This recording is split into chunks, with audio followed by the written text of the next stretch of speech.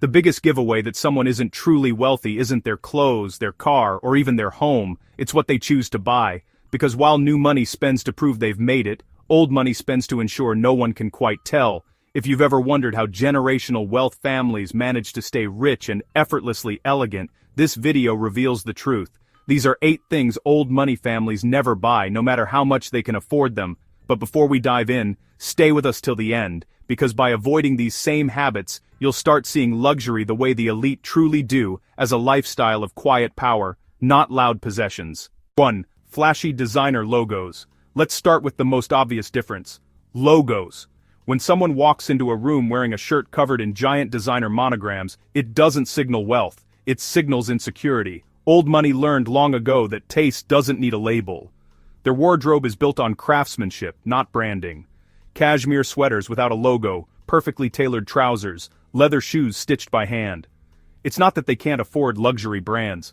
They often own more Hermes, Loro Piana, or Brunello Cucinelli than anyone you'll meet. But they favor pieces that whisper refinement, not shout status. To old money, luxury is about discretion. New money says, look at me. Old money says, you wouldn't even know. 2. Trendy tech toys and gadgets. Every time a new gadget hits the market, smart glasses, the newest phone color, the latest AI-powered accessory, new money rushes to get it. Old money doesn't. They aren't chasing latest because they already live in a world built on timelessness. An heir from a legacy family may still use a 3-year-old phone or a well-kept classic car, not because they can't upgrade, but because they don't need to. They value function over novelty. Their possessions are selected for reliability and aesthetics, not hype. Old money families often keep the same grand piano, the same heirloom silverware, the same Leica camera for decades, because while new money collects tech, old money collects stories. 3. Limited edition cars and supercars.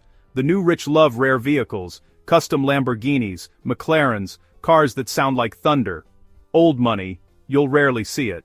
They prefer understated brands like Range Rover, Mercedes S-Class, or vintage Bentley. Meanwhile, new money builds 20,000 square foot glass mansions with voice-activated everything and then moves out in 2 years when it feels dated. Old money never buys to impress, they buy to belong. 5. Ultra-trendy fashion or seasonal collections. New money dresses for the moment, old money dresses for life. You'll never see someone from a centuries-old family wearing the latest viral it bag or seasonal runway piece that will look outdated next spring. They invest in classic silhouettes, neutral tones, and the highest quality fabrics, pieces that last 20 years instead of 2. They understand something most people miss. Trends cost you twice, first when you buy them, and again when they make your closet look outdated. To old money, timeless fashion is a form of wealth preservation, a way of saying, I don't need to chase the moment because I've already built something that lasts. 6. Over-the-top jewelry and accessories. Nothing separates the new rich from old money faster than jewelry. New money often treats diamonds as a status symbol. Pouch rings, flashy watches, and iced-out chains. They sparkle, but they also shout. Old money, however, wears jewelry that tells a story, not a price. A simple gold bracelet passed down from a grandmother, a pearl necklace from a family heirloom collection, a PC Philippe watch, not because it's expensive, but because it was gifted upon graduation or marriage decades ago. For them, jewelry isn't meant to attract attention. It's meant to honor heritage. 7. Flashy weddings and lavish celebrations. If there's one thing old money refuses to buy, it's attention. And nowhere is that clearer than in how they celebrate life's milestones. New money weddings are often massive productions, hundreds of guests, destination venues, designer gowns, and social media coverage worthy of a film premiere. Old money weddings often held in a family chapel on ancestral land with a guest list of those who truly matter. The focus isn't the spectacle, it's the union.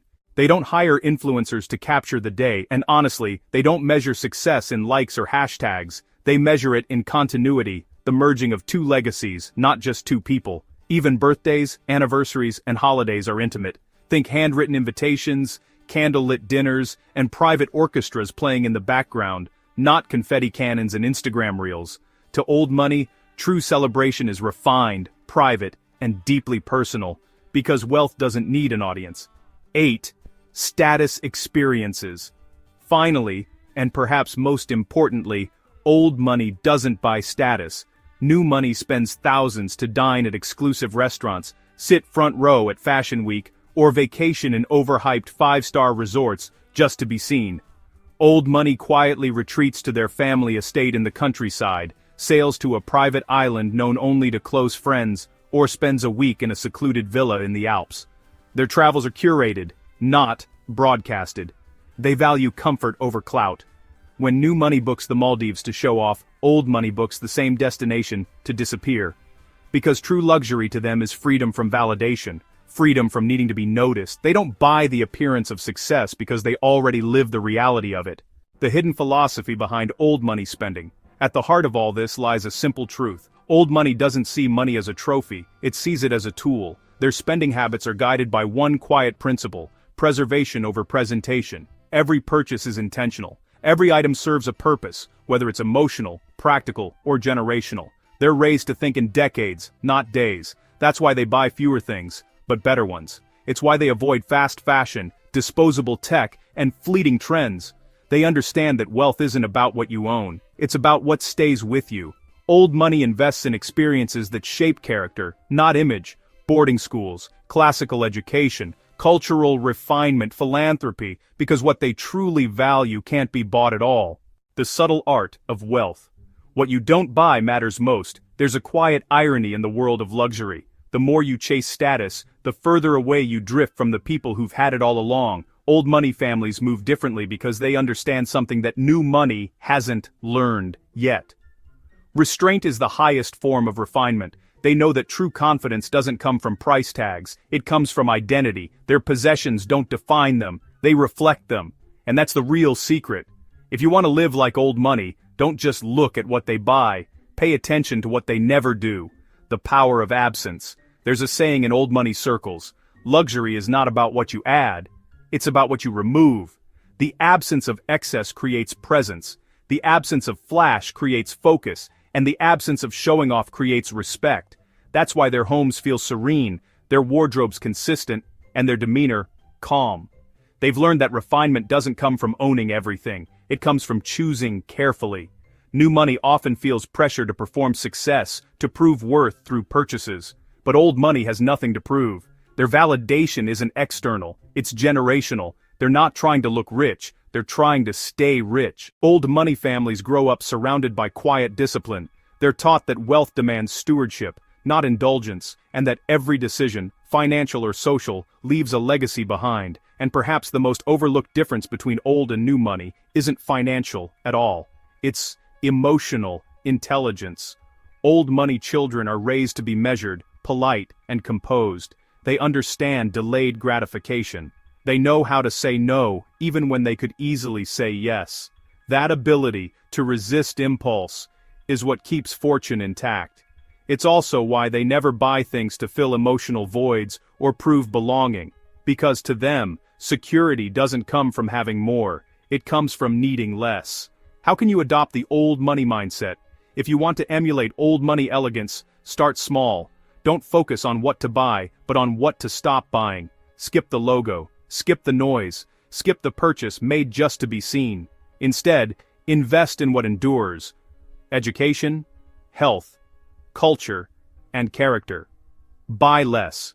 Choose well and maintain what you own. That's the quiet power that the world's oldest families live by, a power that money alone can't buy. Because when you stop trying to look rich, you begin to feel secure. And that's when you finally understand wealth isn't about display, it's about direction. The truth is, anyone can buy expensive things, but few can master the restraint not to buy them. That's the essence of old money. It's not about the things you flaunt, it's about the life you build quietly. So, if you found value in learning how true wealth behaves behind closed doors, stay with us. We have more stories, lessons, and secrets from the world's most discreet dynasties waiting for you. Subscribe now, not to join the showy side of wealth but the wise side, because in the end, old money doesn't whisper to be mysterious. It whispers because it can.